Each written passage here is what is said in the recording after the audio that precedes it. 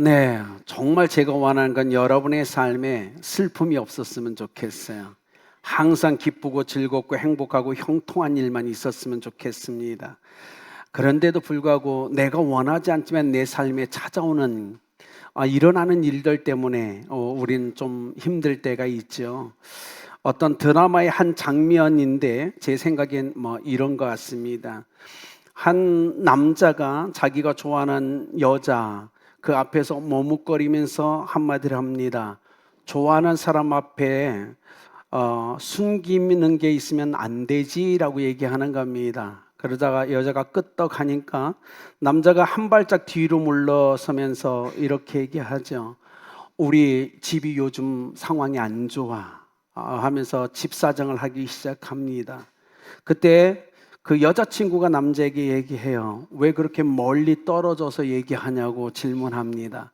그때 이 남자친구가 여자친구에게 이렇게 해줘. 내 슬픔이 너에게 묻을까봐 라고 얘기하는 겁니다. 엄마들의 마음일 수도 있죠. 부모님 마음. 자, 아프고 힘든데 내 슬픔이 자녀에게 묻어서 자녀가 힘들까봐 거리를 두는 모습처럼 그 표현을 써요. 나의 슬픔이 너에게 묻을까봐 그래서 멀리서 얘기한다고 합니다. 그 얘기를 듣고 여자친구가 다가가서 그 남자를 꼭 안아주면서 이렇게 얘기합니다. 그냥 힘들다고 해. 그냥 옆에 있어 달라고 말하라고 라고 얘기하는 겁니다. 인생이란 삶을 살다 보면 우리 가슴이 아픈 일이 있었죠. 그럴 때마다 우리는 좀 미안하고 좀 창피하기도 해서 거리를 두면서 혼자 그 슬픔을 짊어지고 살아가려고 몸부림칠 때가 우리 삶에 있다는 겁니다. 아니 어쩌면 우리 중에 그 누군가는 정말 드라마의 그 가사처럼 저 사람의 슬픔이 나에게 묻을까 봐 거리를 두며 살아가는 사람도 있을 수 있다는 사실입니다. 그러나 우리가 예수님을 믿는다면, 정말 예수님을 믿는 하나님의 자녀라면 내 앞에 그렇게 힘들어하고 슬퍼하는 사람들에게 다가가서 손을 내밀어 주는 것, 그것이, 아니 때로는 사랑으로 꼭 껴안아주는 것이 우리가 해야 될 일이 아닐까 생각해 봅니다. 예수님이 이 땅에 오셔서 그렇죠. 사람들 가운데 부정하다, 더럽다, 죄인이다 손가락질하는 사람들에게 다가가서 주님은 손을 내밀어 주셨습니다.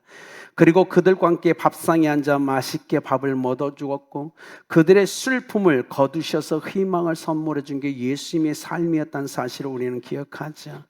오늘 바울이 어쩌면 이 상황과 비슷한 상황에 편지를 쓰고 있습니다. 데살로니가 교회 성도들은 핍박 가운데 엄청나게 힘겨운 인생의 시간을 보내고 있었어요.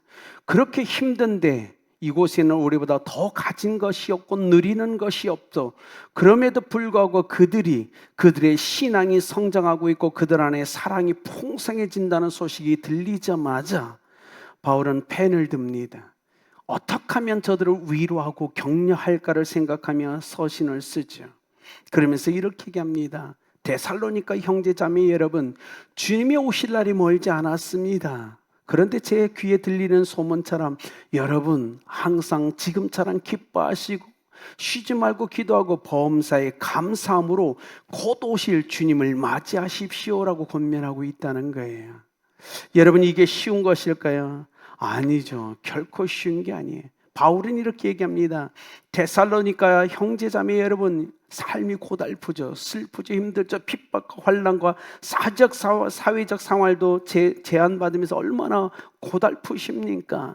그러나 주님 곧 오실 텐데 주님의 그 곧 오신 주님이 당신 그 눈앞에 계신 것처럼 웃으며 그 주님을 맞이하시 바랍니다. 이런 얘기를 하고 있는 거예요. 때로는 부모님들의 삶이 그렇죠. 오늘 참 많이 힘듭니다. 그런데 힘들고 고달프고 아픈데 자식이 다가올 때 부모들은 내 슬픔이 자식에게 묻지 않기 위해서 억지로 웃죠.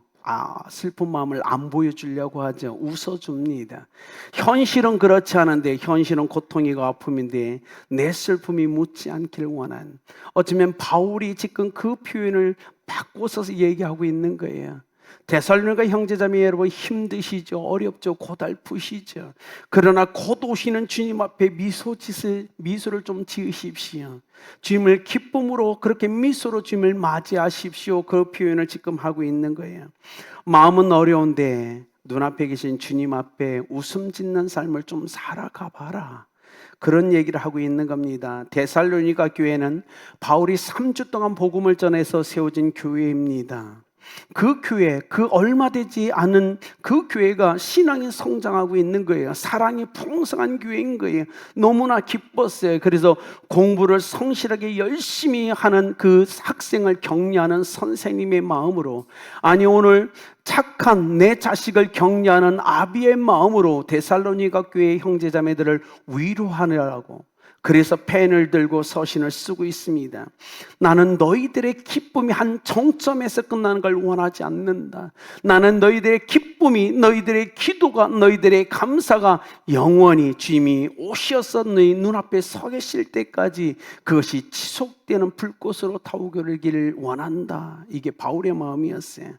그래서 우리가 다 읽지 않았지만 데살로니가전서 1장 끝부분, 2장 끝부분, 3장, 4장, 5장의 끝부분에 끊임없이 바울이 예수님 곧 오신다, 주님의 강림하실 때, 주님이 너희 눈에 임하실 때, 그때까지 불꽃 같은 존재로 항상 기뻐하고 쉬지 않고 기도하면서 감사함으로 그 주님을 맞이하라, 이렇게 얘기하고 있는 거예요.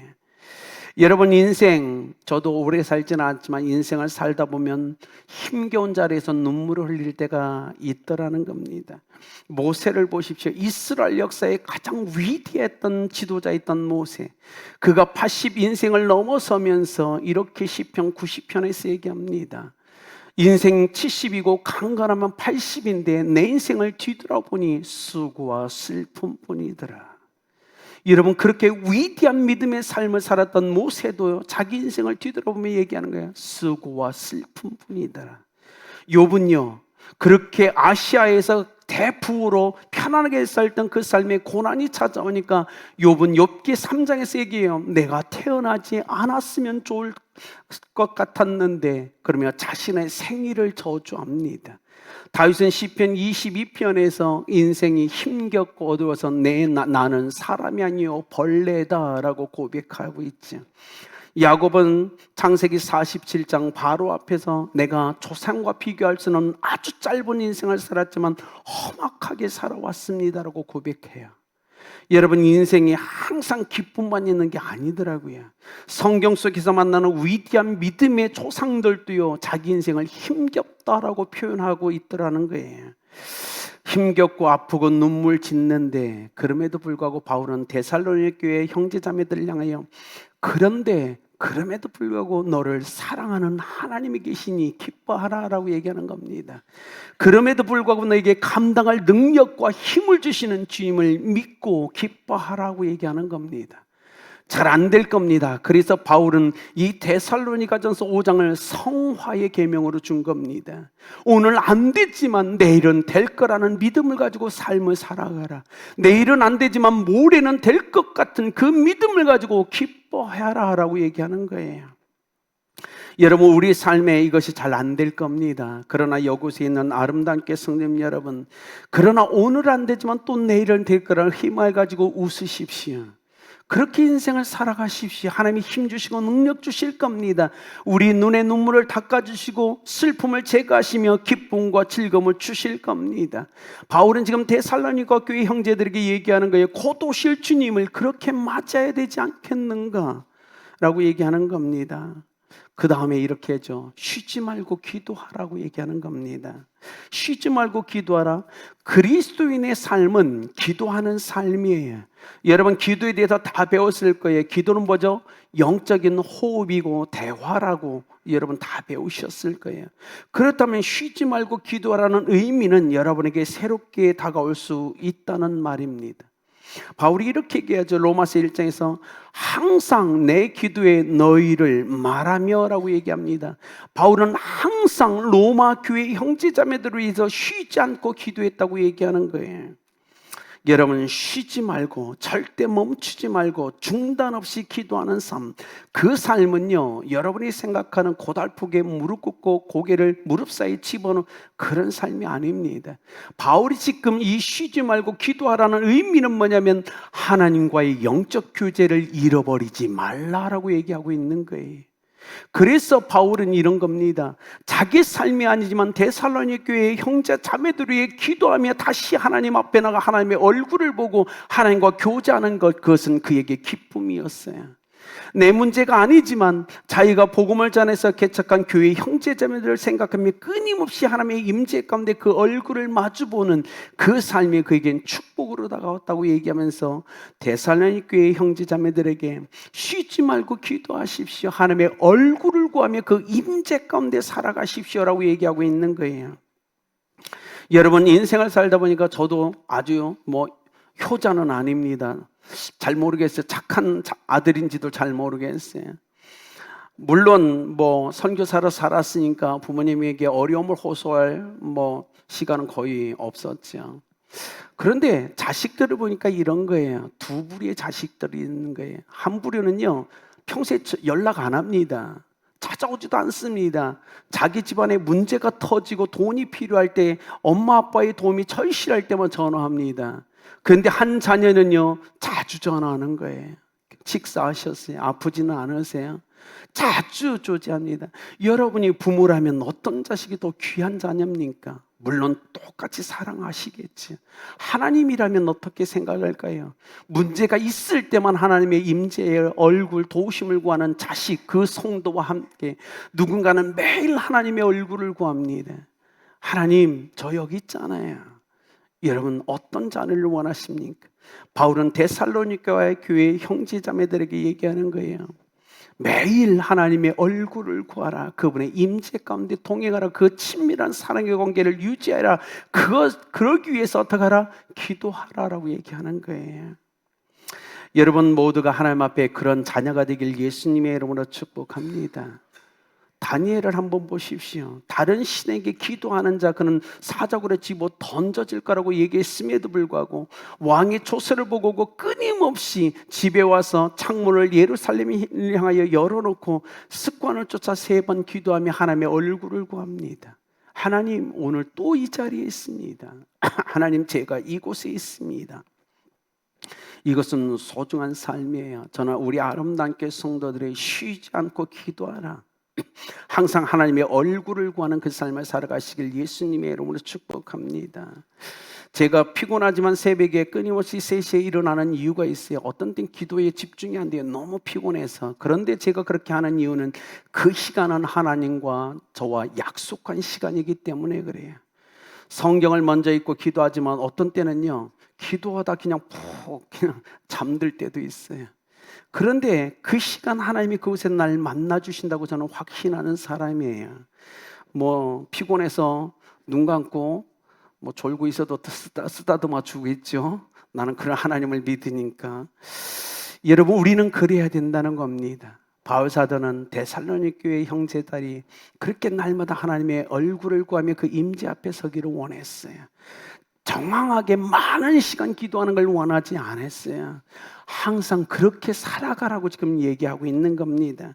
사무엘 선지자 사무엘상 12장 23절, 이스라엘 백성을 향하여 내가 너희를 위하여 기도를 쉬는 죄를 범하지 않겠다고 얘기하는 겁니다. 사무엘은 어쩌면 감사했을 거예요. 이스라엘 백성의 문제를 갖고 하나님 앞에 설 수 있다는 것이 은혜였다는 걸 그는 고백합니다.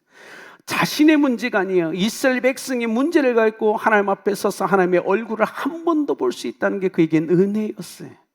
오늘 은혜라는 찬양을 했죠. 사랑하는 여러분, 내 기도가 아니지만 옆에 있는 형제 자매들의 기도를 가지고 하나님의 얼굴 앞에 서서 하나님을 한 번 더 볼 수 있음이 은혜임을 기억하시길 예수님의 이름으로 축복합니다. 주님은 그렇게 한 번 더 그런 이유를 가지고 하나님 앞에 더 서라고 지금 바울은 얘기하는 거예요. 여러분, 그것이 축복 아닐까요? 너희들의 기도가 하나님과 항상 연결되어 있는 삶을 살아가라라고 얘기하는 겁니다. 생각이 원치 않은 일들 때문에 근심, 걱정, 두려움과 낙심, 분노가 일어납니다. 그 즉시 그걸 가지고 하나님 앞에 나가서 기도로 바꾸라는 겁니다. 하나님이 역사할 걸 믿으라고 얘기하는 거예요. 그래서 바울은 골로새 교회를 향하여 골로새서 4장 2절 기도를 계속하고 기도에 감사함으로 깨어 있으라 하고 얘기했어요. 오늘 에베소 교회에겐 얘기합니다. 에베소 6장 18절 성령 안에서 깨어 기도하라고 얘기하는 겁니다. 너희가 항상 기도하는 삶을 사는데 감사함으로도 기도하고 성령을 의지해 기도하고 삶의 문제를 갖고 기도하고 끊임없이 어떤 이유를 가지든 하나님의 임재 앞에서 그 얼굴을 구하는 삶을 살아가라고 얘기하는 거예요. 여러분, 시간을 소비하지 마시고 그렇게 하나님의 얼굴을 구하는 삶을 살아가시길 예수님의 이름으로 축복합니다. 어쩌면 이럴 수 있죠. 지금은 좀 없는 것 같아요. 예전에는 도난 사건이 참 많았잖아요. 그래서 목욕탕에 들어가는 입구에 꼭 걸려있는 글귀가 있었어요. 맡기지 않은 물건은 책임지지 않습니다 라는 표가 있었죠. 여러분, 그렇지 않을까요? 영적인 교훈을 우리가 얻을 수 있죠. 어쩌면 주님도 속상하실 때 우리에게 그러지 않을까요? 너 기도 안 했지, 너 나한테 맡기지 않은 문제 나는 책임지지 않아, 이러지 않을까요? 사랑하는 여러분, 여러분의 근심 걱정 문제 다 하나님께 맡기십시오. 하나님 책임져 주신다고 얘기하는 겁니다. 얘야, 네가 맡긴 거에 대해서 내가 책임져 줄게 라고 얘기하는 게 아닐까요? 바울은 지금 예수님의 마음으로 데살로니가 교회 형제자매들이 얘기하는 거예요. 주님이 원하신다, 맡긴 걸 책임져 주신대. 염려, 근심, 걱정, 무거운 인생의 짐들 다 맡기래라고 얘기하는 게 아닐까요? 제가 어렸을 때 봤던 이 성화 중에 가장 감명 깊은 밀레, 여러분 만종이라는 그림 아시죠? 그게 제 뇌에 확 박혔어요. 한 부부가 밭에서 일을 하다가 교회 종소리를 듣고 조용 그 자리에 멈춰서서 둘이 손을 모으고 기도하는 그 그림 만종, 그게 저희한테 너무 좋은 이미지로 각인되어 있어요. 여러분 어떨까요? 인생의 삶에서 때로는 집에서, 직장에서, 사회에서 때로는 조용히 멈춰 하나님의 얼굴을 구하는 삶을 살아가십시오.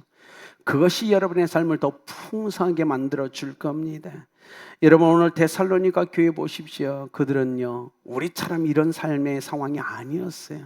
핍박과 환난, 사회적인 제재, 재산도 빼앗기고요, 엄청난 고통의 시간을 지나고 있었어요. 그럼에도 불구하고 주님은 그들에게 바울을 통해서 얘기합니다. 기도하라, 내 얼굴을 구하라고 얘기하는 거예요. 여러분, 우리가 그 삶을 살려야 되지 않을까요? 이런 게 있습니다. 오늘 성경에 또 감사에 대해서 범사에 감사라고 얘기하고 있죠. 범사에 감사라. 한국에요, 요즘 선교사들을 참 많이 돕는 프랜차이즈 회사가 하나가 있습니다. 바로 이제 한식 프랜차이즈로 성장해온 바로 본죽이라는 회사죠. 최복희 이사장, IMF 때 남편의 회사가 부도가 나서 망해버립니다. 빚쟁이가 됐죠. 빚더미 위에서 고통스럽게 삶을 살아가는데 그 충격으로 정신병원에 입원까지 합니다. 그런데 아무래도 먹고는 살아야 되겠어서 길가에서 조그만 호떡을 팔아 그가 장사를 시작합니다. 그런데 하나님이 그를 축복해 줬죠. 지금의 본죽이라는 엄청난 큰 회사의 대표가 됐죠. 그런데 그가 고통당할 때 하나님 앞에 이렇게 기도했대요. 하나님, 왜 나는 하나님을 믿는데, 나는 예수님을 믿는데 왜 내 삶엔 복이 임하지 않습니까? 왜 내가 예수님을 믿는데 이렇게 고통스러운 일이 자꾸 일어납니까? 왜 나에겐 복을 주지 않습니까? 라고 기도했대요. 그때 기도하는데 큰 깨달음이 오더래요. 내 입술의 말 때문에 하나님이 복을 못 주신다는 깨달음이 오더래요. 그래서 생각했더니 하나님의 말씀을 보여주는데 민수기 18장 28절, 그들에게 이르기를 여호와의 말씀에 나의 삶을 가리켜 맹세하노라. 하나님이 하나님의 삶을 두고 맹세한다고 하면서 이렇게 해드려. 너의 말이 네가 한 말이 내 귀에 들린 대로 내가 너에게 행하리라 얘기하더래요. 불평, 불만, 누군가에 대해서 독선적으로 선포했던 메시지, 말들 하나님이 다 듣고 계셔. 도저히 너는 복을 주면 안 되지라고 저는 자기가 깨달았다는 거예요. 잠언 18장 21절 죽고 사는 것이 혀의 권세에 달렸나니 혀를 쓰기 좋아하는 자는 그 열매를 먹으리라. 그가 이 성경 두 구절을 보자마자 처절하게 울부짖었대요. 용서해 달라고. 내가 복을 못 받은 것은 하나님의 책임이 아니라 내 입술에 형편없는 말들 때문에 복을 못 받았다는 걸 깨닫게 해주시더래요. 그리고 그가 철저히 회개하며 그 다음부터 언어의 말을 바꿨다고 얘기합니다. 그랬더니 하나님이 놀랍게 축복해서 오늘의 본죽에 이르렀다고 얘기하죠. 여러분 기억하십시오. 감사는 상황에, 환경에 지배받지 않아야 된다는 겁니다. 그래서 바울이 이렇게 합니다. 범사에 감사하라. 우리의 감사는 결코 우리의 환경과 조건에 지배되면 안 된다라고 바울은 얘기하는 거예요. 그래서 범사라는 단어를 집어넣었어요. 범사 엔판티라는 헬라어입니다. 이것은 뭐냐면 어떤 형편에 있든지, 두 번째 어떤 일을 하든지, 세 번째 무슨 일이 나의 삶에 일어나든지라는 세 가지 의미를 강조합니다. 우리 사랑하는 성도님들 잘 안 되시겠지만 그래도 우리가 해봅시다. 안 되지만 그러나 그럼에도 불구하고 감사해보면 어떨까요? 우리가 하는 모든 일, 어떤 일은 마음에 들지 않지만 그럼에도 감사해보면 어떨까요? 오늘 내 삶에 일어나는 그 일들 별로 유쾌하지 않지만 그러나 감사해보면 어떨까요? 바울은 얘기합니다. 너의 감사의 한계를 정하지 말라. 그래서 범사에 감사해봐라. 그러면 오늘 이 일이 거의 결론이 났는데 부정적인 거예요. 나에게 결코 유익되지 않은 것 같지만 그럼에도 불구하고 최종 결론은 하나님이 내신다라는 거예요.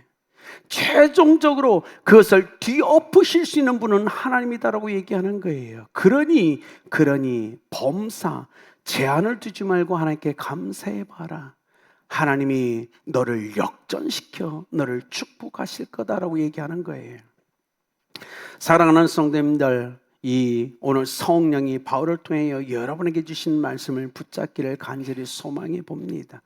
유대인의 탈무드에 이렇게 있습니다. 세상에서 가장 현명한 사람은 누구인가? 세상에서 가장 현명한 사람은 배운 사람이다라고 얘기했어요. 그러나 세상에서 가장 유능하고 가장 힘 있는 사람은 누군가? 그 사람은 자기 자신이 누구인지를 아는 사람이다라고 얘기했어요. 세 번째, 세상에서 가장 행복하게 인생을 살아가는 사람은 누구인가? 그 사람은 감사하는 사람이다라고 얘기했어요. 감사만이 우리를 행복하게 만들어줄 수 있다는 사실입니다. 이젠 결론을 내릴까 합니다.